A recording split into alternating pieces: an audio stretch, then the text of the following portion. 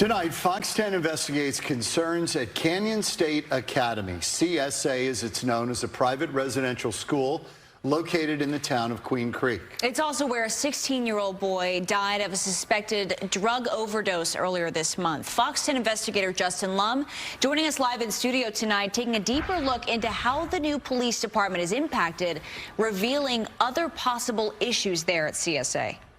The purpose of Canyon State Academy is to help at-risk children and delinquent youth. Essentially, it's a large group home and a school in one. The kids living there are in foster care, and we've learned the Queen Creek Police Department has responded to CSA at a rate of nearly once a day. And for the first time, school officials are addressing the issues on the record. Across this 180-plus acre property, there's an average of 300 juveniles here at Canyon State Academy. It's owned by Rite of Passage, LLC, and contracted with the Department of Child Services and the Department of Juvenile Corrections. Not all youth at ROP are in DCS custody. Some child placements come from other states, the courts, Native American tribes, and the Office of Refugee Resettlement. Decades ago, this place used to be known as the Arizona Boys Ranch, where a state investigation determined workers contributed to the death of a California teen. ROP later took over and renamed it Canyon State Academy, providing housing, transportation, and education. Its website says ROP has been improving the lives of youth for over 35 years. Some former students at CSA disagree. I remember the staff saying, it's our goal to make you hate it here so you never want to come back. I feel like they really need to fine line the program and figure out a way to make it so that the kids that are there feel like they want to be there to improve their lives. Crews were called after reports of students having a medical emergency. A statement from the school says the unknown substance was supplied by the teen's family. 3 were taken to the hospital, where one of them died. 4 weeks ago, a 16-year-old boy died of what police are calling a possible drug overdose. The case is still under investigation. In January 2020, 2 years before QCPD's inception, Maricopa County Sheriff's deputies investigated the death of a 17-year-old boy at CSA. The medical examiner has since ruled his death a drug overdose. We sat down with Susan Manning, Canyon State Academy's Director of Community Relations. What has been done to make sure things like what happened don't happen again? Right. Again, this is where we keep looking at, we're facing the same issues as our local high schools and even local parents, that this is a problem for our community, it's a problem for our country, of how do we get to kids, and stop this from happening. For our site, we have set up to where we have staff that is security. We have video protocols that we, and monitoring that we have monitored visits. Eric Sheehan lived at CSA for more than a year and shared his experience. So when you come in from a home pass or any time where you're off-site with family, they make you go in the bathroom. One staff sits in the doorway. You take off your shirt and your pants and just your underwear. You run your hands around your waistband, do jumping jacks. But kids find other ways. They tape it. They'll do anything to get it in there. Through a records request, Fox 10 obtained Queen Creek police calls for service logs linked to Canyon State Academy in 2022. From January 12th to October 4th, officers responded to CSA 239 times. The leading type of call is a missing person with 22%. 18% of calls went for unknown trouble, 10% for follow-ups, and 9% for assaults. The rest of the calls are scattered among several categories, including welfare checks, sexual assault, and molesting. Important to note, we're referring to the categories assigned to calls after police responded and assessed the situation, not solely on what a caller initially reported. It's just not a safe environment, and they're just tired of being there. At that point, they want to go home.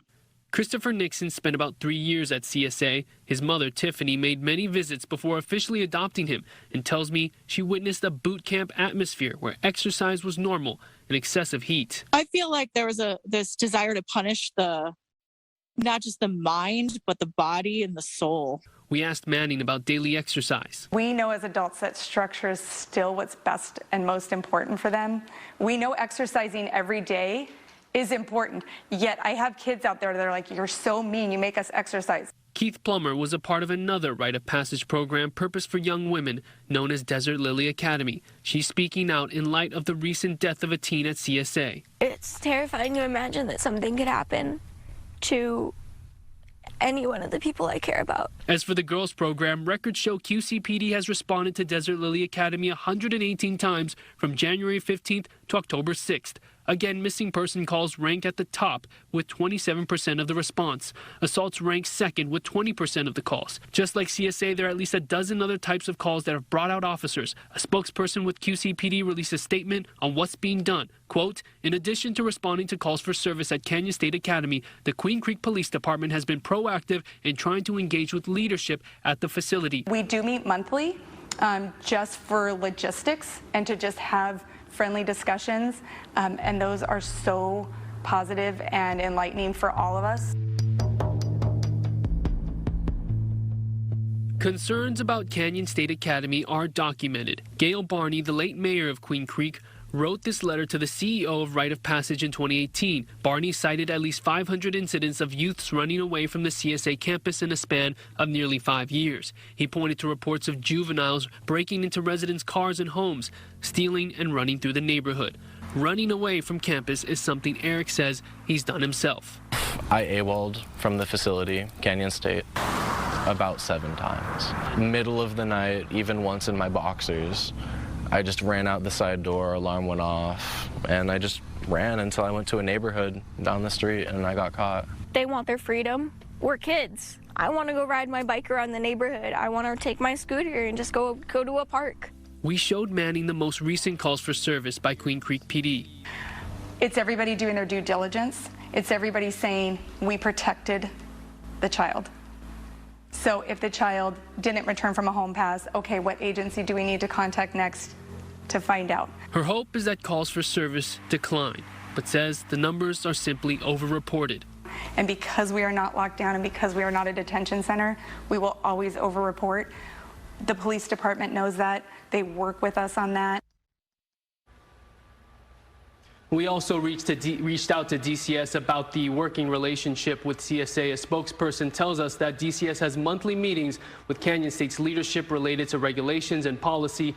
There are also DCS team members on site almost weekly, they say, in regards to investigations and monitoring activities. So is DCS involved enough? DCS is the lead agency here, John. And we reached out to ask how many active investigations the agency has into CSA, but they say they would not comment due to confidentiality. But we have requested that police report into the recent possible overdose, and we're going to keep on that. Is there a staffing issue? Is there enough people to make sure that this doesn't happen? We're told there are about 300 employees and the vacancy is about 10%. That doesn't sound too bad, but CSA is offering a $1,000 signing bonus to hire more staff in. Remember, this is such a crucial role when you're dealing with the youth that are in these traumatic situations and trying to basically grow up and become independent. Turn their life around, yeah. Exactly. It's hard enough to hire in any business right now. Thanks, Justin Lum, tonight.